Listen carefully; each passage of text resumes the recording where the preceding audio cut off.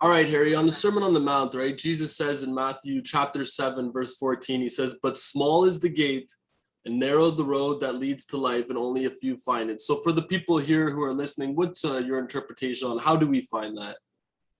Yeah, and of course, the narrow gate is the narrow road is the road that Jesus wants us to walk on, and that is the whole gospel is to walk that narrow road.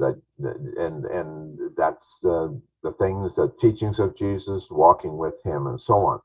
And I like to think of there being a ditch on either side of the road. And on one side of the ditch is the ditch of sin that we find ourselves in. But on the other side of the ditch is a ditch, is more of a dry ditch, and it's where people are self righteousness has they end up there from their own self grand, their own concepts of themselves. And the problem is that either one isn't a narrow way. The ditch on the left, as you might say, would be the ditch of sin, the filth. It's a wet ditch. It's messy, it's dirty, and all kinds of bad stuff happening there. Reminds me even of the story about the crabs. If you have the crabs in a jar, you never have to put a lid on them, because if one crab tries to climb out, the other one just pulls them back down again. And And it's just like that in our life with friends, right? You're living in a life of sin and you're saying, "Oh, I'm not going to do this today." And 10 minutes later, you get a phone call from your buddy saying, "Hey, we're doing this." So you come in and your friend's yeah, pulling you back into that ditch or the sin. yeah, yeah. And so it's really, really hard to come out of that ditch.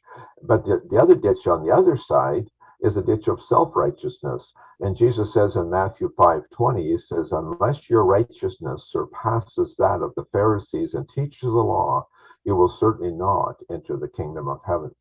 And that's really, really sad. These people really, truly had their heart set on God, and on the goal was heaven and so on. But it's more of a clean ditch, but it's still a ditch. Like, it's not ditch with sin and corruption and stuff like that. It's a ditch where people feel pretty good about themselves and so on. And What is the definition of self-righteous? No, what would that be? Well, it would be a wrong perception of yourself, because to be righteous means that we're serving God, we're walking with Him, and so on. But if we're self-righteous, we're kind of serving ourselves. We're feeling good about ourselves. We're exalted. We're better than the other people. We're living a better life. We're living a holy life. We have the right religion, the right thoughts, the right ideas, the right crown, the right titles, and all those kind of things. But if but if you think of people like John the Baptist, who was walking, we never saw him stray off of that road in what we read in the Bible, and he was humble as all get out. His only purpose was to serve his master, and to tell people about Jesus, and to walk with him, and so on. So that was not a struggle at all. There were other people, though, that we read about, that potentially could have been in that ditch. Was Nicodemus and Joseph Arimathea. They came from the religious side, but maybe they didn't have a problem with even the self-righteous. Maybe they recognized Jesus as who He was. Then we have other people like Herod and Pilate, who Pilate put Jesus on he actually crucified Jesus, but he really didn't want to. He came from the sin side of life, but he actually liked Jesus. But the people that put him on the cross, who were they? They were the self-righteous people, the Pharisees and Sadducees and Sanhedrin. They were the people who really wanted to crucify Jesus. Yeah, and so this, sadly, they felt good about themselves. They were the examples and they were lording it over all their other people and so on. Then we have the story about Peter, the time that Jesus asked, "Who do people say that I am?" And what did Peter say? Peter said that you are the Messiah, the one true, the Son of the living God. And Jesus replied to him and said, "The flesh and blood did not reveal this to you, but my Father who is in heaven."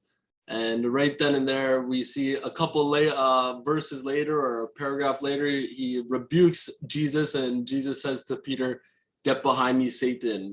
So we can see right away how that little bit of praise, and he's like, "I got this part." His self-righteousness was found, and he had to be corrected. But good thing he did get corrected as well. And then the disciples, over the 3 years they were with Jesus, which ditch did they were they struggling with? In both, they were in the sin ditch and in the self-righteous ditch. Is that fair to say? And which ditch are you and I in? Yeah. Honestly, I believe sometimes I fall into both too. Like at times, like I can't say that I would say both if I look at myself humbly.